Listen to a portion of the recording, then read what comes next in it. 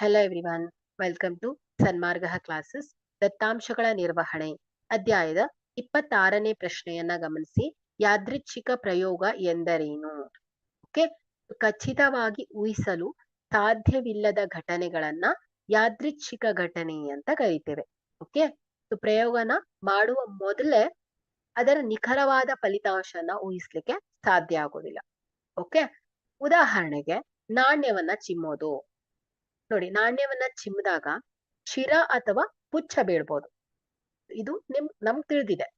ಆದ್ರೆ ಚಿಮ್ಮುವ ಮೊದಲೇ ಖಚಿತವಾಗಿ ಯಾವ್ದು ಬೀಳ್ತದೆ ಅಂತ ಹೇಳಲಿಕ್ಕೆ ಸಾಧ್ಯ ಆಗೋದಿಲ್ಲ. ಓಕೆ, ಇದು ಯಾದೃಚ್ಛಿಕ ಪ್ರಯೋಗ.